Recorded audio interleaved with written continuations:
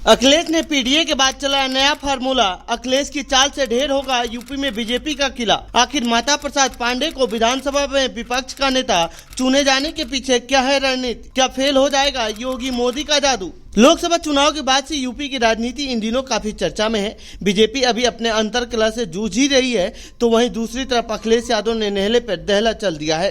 BJP की परेशानी और बढ़ा दी है। जी हां, अखिलेश यादव ने पीडीए फार्मूले से बीजेपी के ओबीसी वोट बैंक में से लगाकर लोकसभा चुनाव में बीजेपी को बड़ा झटका दिया है। इस बीच उन्होंने विधानसभा में विपक्ष का नेता माता प्रसाद पांडे को बनाया है। इससे बीजेपी की सियासी समीकरण पर आने वाले चुनाव में गहरा चोट लग सकता है। तो आइए जानते हैं इस रिपोर्ट में अखिलेश यादव की इस रणनीति के बारे में।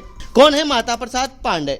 दरअसल अखिलेश यादव ने एक ब्राह्मण चेहरे को समाजवादी पार्टी के विधायक दल का नेता बनाकर सबको चौंका दिया है। अब यूपी के विधानसभा में विपक्ष के नेता माता प्रसाद पांडे होंगे। माता प्रसाद सपा के पुराने नेताओं में से हैं। जब अखिलेश यादव मुख्यमंत्री थे तब माता प्रसाद पांडे विधानसभा के अध्यक्ष चुने गए थे। पांडे की पार्टी में पहचान मुलायम सिंह यादव का करीबी नेताओं के रूप में रहा है। मुलायम सिंह की सरकार में वे मंत्री रहे हैं।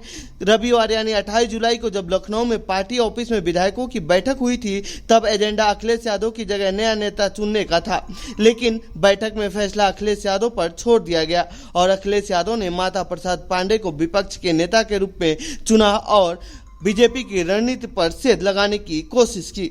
दलित का चेहरा ना चुनकर कौन सा चाल चले अखिलेश? लोकसभा चुनाव में अखिलेश यादव का पीडीए यानी पिछड़ा, दलित और माइनॉरिटी के नारे से सपा ने यूपी में अब तक की सबसे बड़ी जीत दर्ज की है।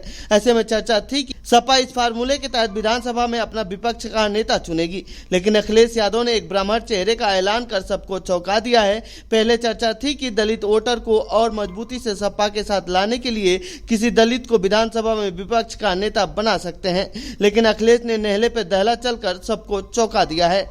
ब्राह्मण चेहरा चुनने के पीछे क्या है अखिलेश की रणनीति? दरअसल अखिलेश की नजर विधानसभा की 10 सीटों पर होने वाले उपचुनाव पर है। इस चुनाव में भी वो लोकसभा वाला दबदबा कायम रखना चाहते हैं। वे परंपरागत एमओआई मतलब मुस्लिम यादव के समीकरण का विस्तार कर चुके हैं। उनकी पार्टी पर मुसलमान और यादव की तरफदारी करने के आरोप लगते रहे हैं। लोकसभा चुनाव में उन्होंने दलित और पिछड़ों को साथ कर लिया है। अब बीजेपी के कोर वोटर माने जाने वाले ब्राह्मण वोट बैंक पर है, जो कि इन दिनों नाराज बताए जा रहे हैं। उन्हें अपना बनाने के लिए अखिलेश यादव ने माता प्रसाद वाला दाव चल दिया है। यदि अखिलेश बीजेपी के ब्राह्मण वोट बैंक में सेध लगाने में कामयाब होते हैं तो फिर बीजेपी का डबल नुकसान हो सकता है।